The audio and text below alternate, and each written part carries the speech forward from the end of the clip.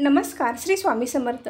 सर्वांना नवीन वर्षाच्या खूप खूप शुभेच्छा. आज आहे नवीन वर्षातील पहिला गुरुवार. प्रत्येक स्वामी भक्त प्रत्येक गुरुवारी काही ना काही सेवा करत असतो. त्याचबरोबर बरेच जण नित्यसेवाही करतात. श्री स्वामी समर्थ महाराजांची नित्यसेवा जो व्यक्ती करतो त्याला स्वामींकडे काही मागण्याची आवश्यकता भासत नाही. श्री स्वामी समर्थ महाराज आपल्या भक्ताला इतके भरभरून देतात की त्यांच्या सर्व इच्छा पूर्ण होतात. पण ज्यांच्या आयुष्यात काही अडचणी आहेत, त्यातून त्यांना बाहेर पडता येत नाही, कोणताही मार्ग दिसत नाही, अशा लोकांसाठी किंवा जे पहिल्यांदाच स्वामी सेवेत आले आहेत त्यांना श्री स्वामी समर्थ महाराजांची नित्यसेवा कशी करावी, कधी करावी याबद्दल काहीच माहिती नाही. स्वामींची नित्यसेवा म्हणजे काय हे देखील माहीत नाही.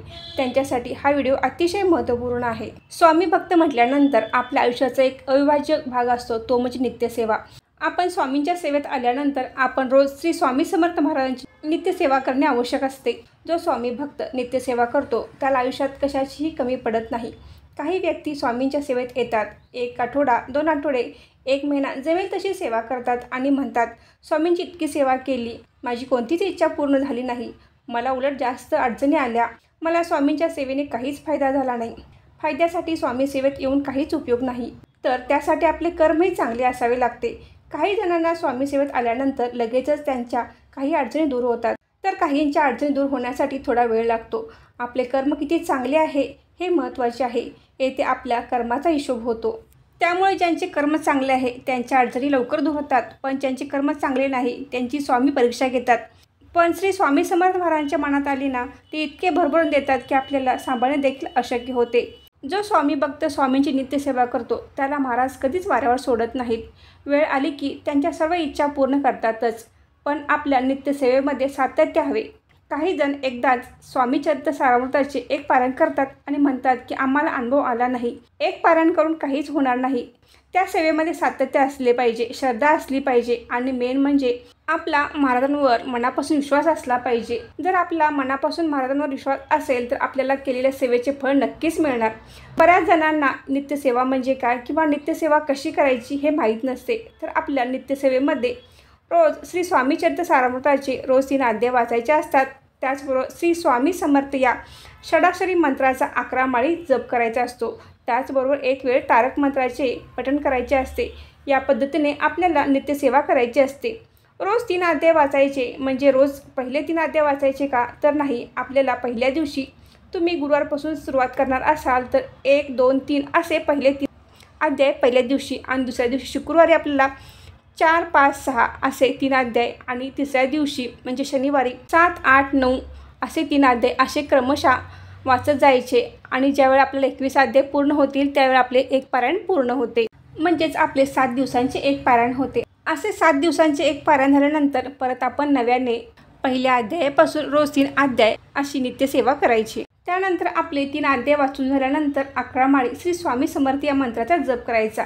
11 माळी जप का करायचा? 1 माळ केली तर चालते का? तर जे आपले षड्रिपू आहेत, काम क्रोध मोह मद मत्सर, या षड्रिपूंसाठी 6 माळी.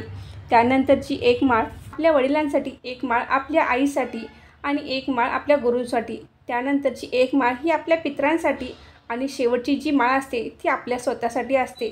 त्यामुळे आपण रोज 11 माळी जप करणे आवश्यक आहे. 11 माळी जप झाल्यानंतर एक वेळ तारक मंत्राचे पठण करायचे आहे. अतिशय प्रभावी असा हा तारक मंत्र आहे. प्रत्येकाने नित्यसेवेमध्ये रोज तारक मंत्राचे पठण जरूर करावेच. ही नित्यसेवा करत असताना काही अडचणी आल्या किंवा स्त्रियांना 2 दिवस झाले नित्यसेवा करत आहेत आणि तिसऱ्या दिवशी मासिक धर्म आल्यास त्या दिवसापुरते 4-5 दिवस आपण सेवा थांबवावी. त्यानंतर आपण तिसऱ्या दिवशी जी आपण 7 8 9 अध्याय वाचणार होतो ते वाचायचे आणि आपण सेवा कंटिन्यू चालू ठेवायची. परत आपण नव्याने सेवा म्हणजे सुरुवातीपासून सुरू करण्याची आवश्यकता नाही. तर आपण मासिक धर्म आल्यानंतर तेवढ्यापुरती सेवा थांबवून परत सेवा कंटिन्यू चालू ठेवायची आहे. एखाद्या दिवशी अचानक आपण बाहेरगावी जाणार असाल आणि त्या दिवशी आपल्या नित्यसेवा करणे वेळेअभावी शक्य नसेल, त्या दिवसापुरते आपण 1 माळ श्री स्वामी समर्थ या मंत्राचा जप करावा आणि एक वेळ तारक मंत्र म्हणावा, स्वामी नमस्कार करावा आणि क्षमा मागावी. परत दुसऱ्या दिवसापासून सेवा कंटिन्यू करावी. आपण बाहेरगावी राहण्यासाठी जाणार असाल किंवा माहेरी जाणार असाल तर तुम्ही तेथेही नित्यसेवा चालू ठेवू शकता. स्वामी सेवेला कोणतेही बंधन नाही. सेवा आपल्याच घरात करावी असे काही नाही. आपण नित्यसेवा करत असाल तर तुम्ही कोठेही श्री स्वामी चरित्र सारामृत वाचू शकता. फक्त एवढेच लक्षात ठेवले पाहिजे की आपण मांसाहार करून कधीही स्वामी सेवा करू नये. मांसाहार केल्यानंतर आपण स्वामी सेवा अजिबात करू नये. नित्यसेवा असू दे किंवा स्वामींची कोणतीही सेवा तुम्ही मांसाहार करून कधीच करू नका. इतकाच नियम पाळा. आपण स्वामी सेवेत आल्यानंतर आपल्या आयुष्याची नौका स्वामींच्या हातात दिल्यानंतर कोणतेच टेन्शन घेऊ नका. स्वामी जे काही देतील ते तुमच्या कर्मानुसार तुम्हाला देणारच. तुमच्यासाठी योग्य काय अयोग्य काय हे स्वामीच ठरवतील, पण नक्कीच तुमच्या पाठीशी उभे असतात. स्वामींची नित्यसेवा केल्याने कोणतेही दोष राहत नाहीत. स्वामी सेवेने आयुष्याचे सोने नक्कीच होते. वास्तुदोष, पितृदोष असा कोणताही दोष राहत नाही.